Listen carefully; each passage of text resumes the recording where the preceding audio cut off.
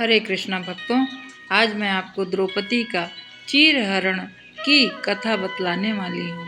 ये कोई कथा नहीं है। जब भी हम कोई भी द्रौपदी का चीरहरण पढ़ते हैं या सुनते हैं महाभारत से, हमारी रूह, हमारी आत्मा कल्प हो जाती है। आज भी हमको वह दृश्य याद आता है कि किसी महिला के साथ कोई इतना निर्दयी व्यवहार भरी सभा में कैसे कर सकता है। परंतु यह सब विधि का विधान पहले ही तय हो गया। कहीं न कहीं इसका छोटा ही सही पर कारण द्रौपदी स्वयं भी हैं, क्योंकि उन्होंने एक बार अपना इंद्रप्रस्थ राजधानी में दुशासन तथा दुर्योधन गए हुए थे। यहाँ पर युधिष्ठिर का राज्याभिषेक का समय था। द्रौपदी ने उन्हें राजमहल के बीच में बने हुए एक मायावी कुंड में जब दुर्योधन गिर गया तो द्रौपदी ने उन्हें अंधे का पुत्र अंधा कहकर बहुत घोर अपमान किया। भक्तों, सोचिए कि किसी को यदि चोट लगी हो उसे ना बचाएं, लेकिन उनका और खुरेदना नहीं चाहिए कभी भी। हर प्रकार का समाज में भी आज भी यही हो रहा है। द्रौपदी की ये चीरहरण के बहाने मैं आपको यह समझाने का प्रयास कर रही हूँ कि यदि किसी को कष्ट है तो और उसे कष्ट मत दीजिए। आप लंगड़े को लंगड़ा बोलकर आप उसे और निराश करते हैं। यहीं से शुरू हुआ द्रौपदी और दुर्योधन का आपस में कड़वाहट। जुआ खेलने का तो एक बहाना था अर्जुन तथा दुर्योधन के बीच में, लेकिन द्रौपदी के लिए भी उनके मन में कहीं न कहीं कष्ट और पीड़ा थी कि इसने मेरा अपमान किया है, किस प्रकार इनका बदला लिया जाए। महाभारत से हमें कई सीख मिलती है कि युद्ध से इंसान को कहीं भी सम्मान या अपमान, स्वार्थ तथा जलन, ये दो ही चीज हुई हैं पूरे महाभारत काल में। या तो स्वार्थ के बस कोई अपने आप भगवान श्री कृष्ण के साथ हुआ है, या तो डर के कारण कोई दुर्योधन के साथ हुआ है। ये इतना लालच और घृणा के कारण ही पूरी महाभारत बनी हुई है। तो बिना इधर उधर भटके हुए आज की बात जो है द्रौपदी पर ही रखते हैं। आइए किस प्रकार उनका चीरहरण हुआ वह जानते हैं। हम शुरू करते हैं कि ईश्वर के बिना तो एक पत्ता भी नहीं हिलता है, परंतु हमें साक्षी के रूप में उनकी उपस्थिति महसूस होती ही नहीं है। कभी हम ईश्वर को मानते ही नहीं हैं कि ईश्वर हमारे आसपास रहता है, जबकि वो सदा ही हमारे आसपास ही रहते हैं। गड़बड़ी बस यही हो जाती है कि हम उन्हें भूल के सांसारिकता में डूब जाते हैं, जो कि मिथ्या है। सत्य तो प्रभु ही हैं, क्योंकि उन्होंने ही हमें जन्म दिया है और उन्होंने ही हमारा पालन करना है। उन्होंने ही हमारा संहार करके पुनः हमको इस मोक्ष दिलाकर शरीर से और अपना अंगीकार कर लेना है उनको ही। समस्या यहाँ पर यही है भक्तों कि हम अपने हाथों में सब कुछ ले लिए हैं, ऐसा समझकर ही हम चलते हैं, जबकि सब कुछ उनके हाथ में ही है। एक तिनका भी हम नहीं तोड़ सकते उनके आशीर्वाद के बिना। जब यह समझने लगते हैं प्राणी कि मुझसे छुपकर कुछ भी कर सकते हैं, तभी उनकी कठिनाइयों में वह फंस जाते हैं। स्वयं धर्मराज भी अज्ञान उनका यही था कि उन्होंने मान लिया था कि मैं नहीं देख पा रहा हूँ और मेरे बिना ही वो जुआ खेल सकता है। अगर उसने यह समझ लिया होता कि मैं प्रत्येक के साथ हर समय साक्षी के रूप में उपस्थित रहता हूँ, मैं भगवान हूँ, क्या खेल का रूप कुछ और नहीं हो सकता था? क्या युधिष्ठिर जुए में जीत नहीं सकते थे? इसमें उद्धव कहते हैं कि हे प्रभु, आप कितना गहरा दर्शन है आपका, कितना महान सत्य है। प्रार्थना और पूजा पाठ से ईश्वर अपनी मदद के लिए बुलाना तो महज हमारी भावना है, किंतु जैसे ही हम यह विश्वास करना शुरू कर देते हैं ईश्वर के बिना पत्ता नहीं हिलता है, तब हमें साक्षी के रूप में उनकी उपस्थिति भी महसूस होने लगती है। यह उद्धव स्वयं श्री कृष्ण जी से कहते हैं। इस पर श्री कृष्ण जी मुस्कुराते हुए कहते हैं, हे उद्धव, इस सृष्टि में हर एक जीव का उसके स्वयं के कर्म फल के आधार पर संचालित होता है। ना तो मैं इसे चलाता हूँ और ना ही इसमें कोई हस्तक्षेप करता हूँ। केवल मैं साक्षी बना देखते रहता हूँ। सदैव तुम्हारे नज़दीक रहकर जो हो रहा है उसे मैं देखता हूँ। यही ईश्वर का धर्म है। इसके बाद उद्धव उलाहना देते हुए पूछते हैं, वाह वाह, यह तो बहुत अच्छा कृष्णा। इसके अर्थ यह हुआ कि आप हमारे समीप खड़े तो रहते हैं, पर हमारे दुष्कर्मों का निरीक्षण करते रहने पर भी हमें पाप पुण्य से आप साक्षी बनकर देखते रहते हैं। क्या इसे आप बदल नहीं सकते हैं? कृष्णा, क्या चाहते हैं आप? कि हम भूल करते रहें और पाप की गठरी बांधते रहें और फल भुगतते रहें इसका? तब कृष्णा जी बोलते हैं, हे उद्धव, तुम शब्दों के गहरे अर्थ को समझो। जब तुम समझ कर अनुभव कर लोगे तो मैं तुम्हारे समीप साक्षी के रूप में रहकर, यदि तुम मुझे महसूस करने लगोगे अपने साक्षी के रूप में, तो क्या कुछ बुरा कर सकते हो? बिल्कुल नहीं कर सकते हो, क्योंकि हर क्षण तुमको लगेगा कि भगवान तो देख ही रहे हैं। भगवान श्री कृष्ण कहते हैं, हे प्रिय उद्धव, सृष्टि का यही नियम है, विवेकवान ही जीतता है। और उस समय दुर्योधन के पास विवेक था, धर्मराज के पास विवेक नहीं था। यही कारण है कि धर्मराज पराजित हुए और दुर्योधन जीता।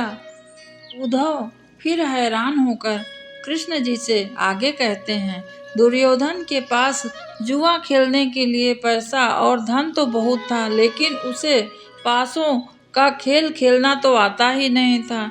इसलिए उसने अपने मामा शकुनी का धूत कीड़ा यानी जुआ के लिए उपयोग किया। यही विवेक है। धर्मराज भी इसी प्रकार सोच सकते थे। वे भी अपने चचेरे भाई का उपयोग कर सकते थे यहाँ पर, परंतु वो यहाँ पर अपना ज्ञान नहीं दिखाया। हे उद्धव, जरा विचार करो, अगर शकुनी और मैं खेलता तो कौन जीतता? पासे के अंक उसके अनुसार आते या मेरे अनुसार? चलो इस बात को भी जाने दो। उन्होंने खेल मुझे शामिल ही नहीं किया, बात यहाँ क्षमा कर दिया जा सकता है। लेकिन उन्होंने विवेक शून्यता से एक और बड़ी गलती करी, और वह गलती यह है कि मुझसे प्रार्थना भी नहीं किया। मैं सभा कक्ष में नहीं जा सकता हूँ, क्योंकि कोई मुझे यदि ना बुलाए तो मैं कैसे जा सकता हूँ। अपने दुर्भाग्य से खेल मुझसे छुपा कर उन्होंने खेला, और यही जुआ का खेल हार का कारण बना। इसके बाद मैं भी कक्ष के बाहर इंतजार कर रहा था कि जब तक कोई मुझे बुलाएगा नहीं। भीम, अर्जुन, नकुल और सहदेव सब मुझे भूल गए, बस अपने भाग्य और दुर्योधन को कोसते रहे। अपने भाई के आदेश पर जब दुशासन द्रौपदी को बाल पकड़ के घसीटता हुआ सभा कक्ष में लाया, द्रौपदी अपने सामर्थ्य के अनुसार जूझती हुई, और उसने मुझे नहीं पुकारा। यहाँ पर मैं ये भी बतला दूँ तुमको उद्धव, कि द्रौपदी को यह अनुमान ही नहीं था कि इस सभा में मेरा चीर हरण हो सकता है, वस्त्र हरण हो सकता है, क्योंकि सारे उसके अपने ही थे। हमेशा यह समाज का विडंबना है कि अपना कौन है यह हम जानते ही नहीं हैं, और किस समय हमारे साथ छल हो जाएगा हमें यही नहीं पता होता। जब भरी सभा में द्रौपदी का चीर उन्होंने उतारने लगा दुशासन ने, तब यह एहसास हुआ कि यह संकट बहुत बड़ा है। उस वक्त उसने अपने प्रिय 5 पांडवों तथा सभी वहां पर जितने बड़े बुजुर्ग बैठे थे सभी की तरफ देख रही थी, परंतु कोई उन्हें सहारा नहीं दिया। मैं वहीं खड़ा था, परंतु द्रौपदी ने एक बार भी मुझे नहीं बुलाया। द्रौपदी का भरे दरबार में भयंकर अपमान किया जा रहा है, परंतु भीष्म पितामह, द्रोणाचार्य, विदुर तथा विराजमान सभी लोग वहाँ जो भी थे, उन्होंने मौन रहने के बाद दुर्योधन ने द्रौपदी का चीर हरण का आदेश दिया, और रोते हुए आंखों में बंद करके भगवान श्री कृष्ण को फिर द्रौपदी ने याद किया।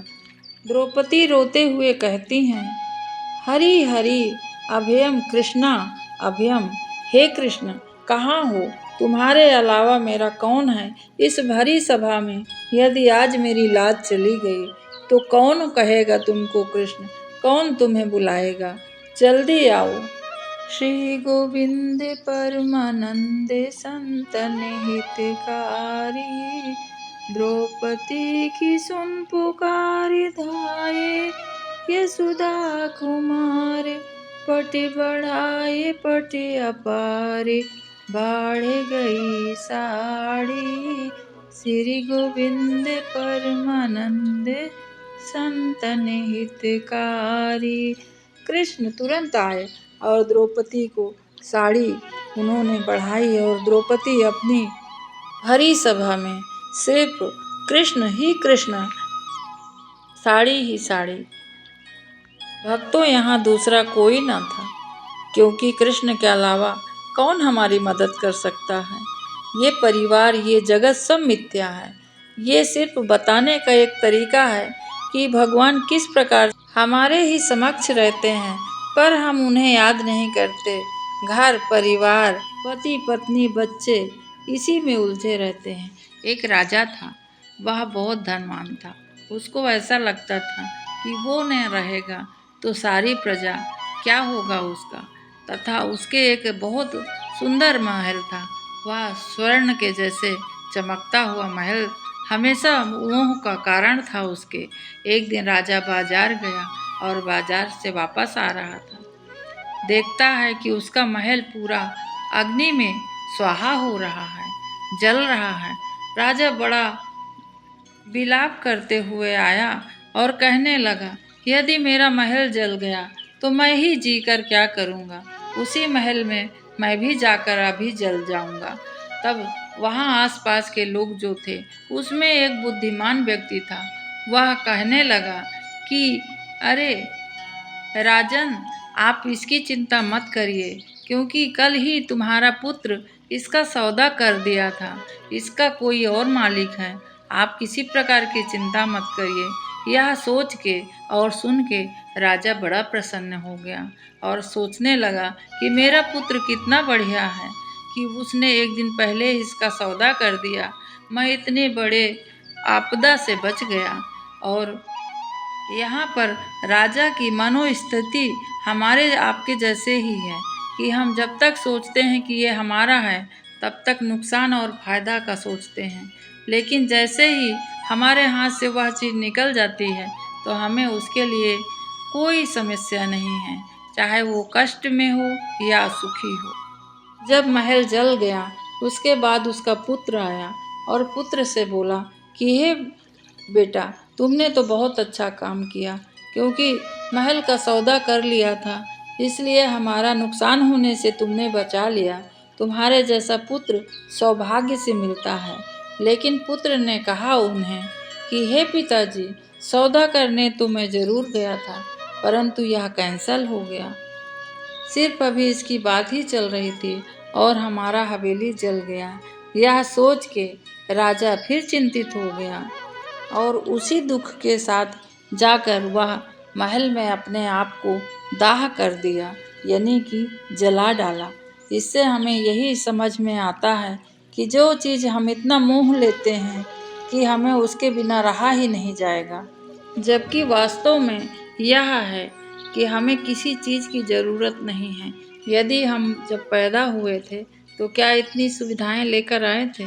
और इतना हमने जो अंबार लगा रखा है, ये यदि स्वाहा हो जाए तो क्या उसके साथ हम भी भस्म हो जाएंगे?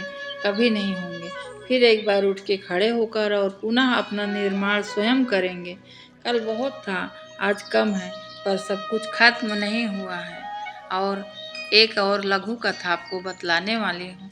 इससे आप समझिए अपने जीवन कितना हमारा सरल है, परंतु हमने कितने प्रकार से अपने आप को जकड़ रखा है। एक गांव में किसान था। वह अपने गाय को लेकर जा रहा था। एक महंत जा रहे थे। उनकी दृष्टि उस गाय पर और उस किसान पर पड़ी। महंत कहने लगे कि अरे भाई, तुम इसके बंधन में क्यों बंधे हुए हो? वो कहने लगा किसान कि अरे महाराज, यह बांध के मुझे नहीं रखी है, मैंने इसको बांध रखा है और मैं इसको खींच रहा हूँ। तब कहने लगे महंत, ठीक है। थोड़ा दूर गया किसान और गाय को महंत एक ढेला मारे और गाय तेजी से आगे निकलने लगी। तब उसके पीछे किसान दौड़ने लगा। तब उन्हें रोककर किसान को महंत ने कहा, क्या वह तुम्हारे पीछे भाग रही है या आप उसके पीछे भाग रहे हो? तब उस किसान को समझ में आया कि बंधन तो मेरे ऊपर है, गाय तो आज़ाद है।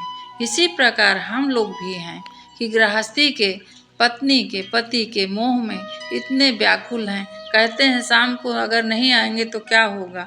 यदि हम शाम को नहीं हैं तो कुछ नहीं होगा भक्तों। सब अपना अपना खाएंगे पिएंगे और बड़े आराम से रहेंगे। इसलिए सभी को भगवान से सच्चे मन से प्रार्थना करते रहना है कि जितना भी हमारा जीवन बाकी है प्रभु आपके शरण में है और सच्चे मन से उनकी शरण में रहना है। सब कार्य करते रहिए उसी प्रकार जिस प्रकार अपना कहीं जाने का हमारा सामान बांध के रखते हैं कि इस दिन हमको जाना है। निश्चित है, टिकट भी है, सब कुछ है और हमें इस दिन जाना है। लेकिन हम सब कार्य करते रहते हैं। जब हमारी ट्रेन की टाइम होता है तब हम बड़े मज़े से बैग उठाते हैं और चल देते हैं। उसी प्रकार गृहस्थी में फंस कर नहीं रहना है। हमें इसी प्रकार सब भाई बंधुओं के साथ, पति पत्नी के साथ अच्छे मन से अच्छे बर्ताव के साथ रहना है। उसके बाद जिसका जब समय आएगा सब यहाँ से जाने ही वाले हैं। क्यों इतना प्रकार से कड़वाहट करना है मन में, ये चाहिए, जो है बहुत उपलब्ध है। अपने लिए वही बहुत खास है, जितना भी अपने पास है।